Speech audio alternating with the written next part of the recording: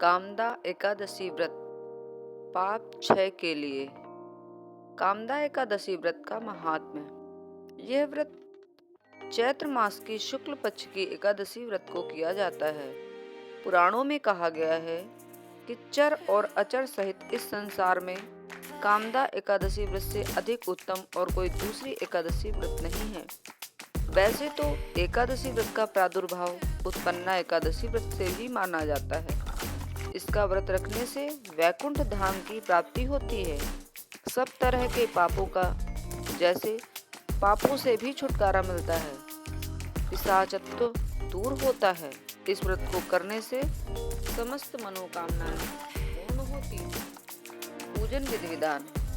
कहा जाता है कि एकादश्याम न भुंजीत पक्षयोर, अर्थात दोनों पक्षों की एकादशी व्रत में भोजन नहीं करना चाहिए। दशमी को यानी व्रत के पहले दिन जौ, गेहूं, मूंग से बने पदार्थ दोपहर के भोजन में एक विधान है।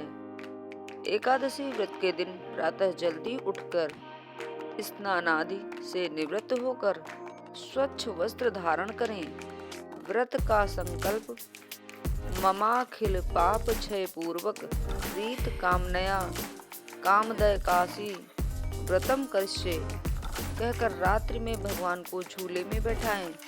फिर धूप दीप पुष्पमाला चढ़ाकर पूजन करें। कथा वाचन के पश्चात मिष्ठान का भोग लगाकर सबको प्रसाद दें। रात्रि में भजन कीर्तन का जागरण करें और दूसरे दिन पारण करें। केवल फलाहार लें, अन्न का सेवन पूर्णतया त्याग दें। व्रत कथा। इस कथा का उल्लेख श्री पद्म पुराण में राजा दिलीप ने मुनि वशिष्ठ जी से इस प्रकार सुनी थी कि प्राचीन काल में नागलोक के भोगपुर नामक के नगर में पुंडरीक नाम का नागराज रहता था।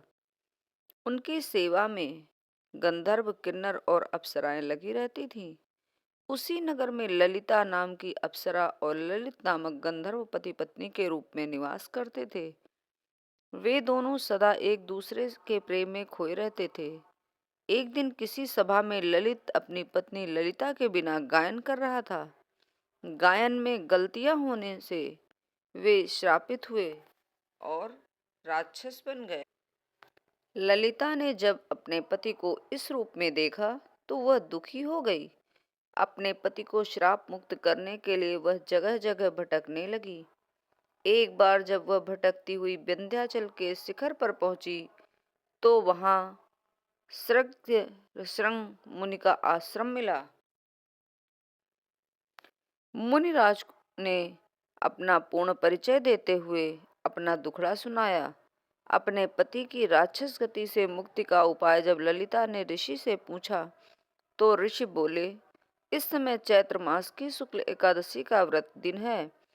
सब इच्छाओं को पूर्ण करने के कारण इसका नाम कामदा है।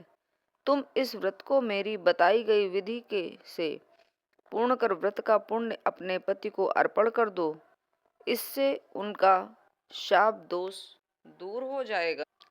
ललिता ने प्रसन्नता पूर्वक इस एकादशी व्रत का पालन किया और द्वादशी के दिन भगवान वासुदेव और ब्राह्मण के निकट बैठकर भगवान से प्रार्थना की, मैंने जो यह व्रत उपवास किया है वह पति के उद्धार के लिए किया है।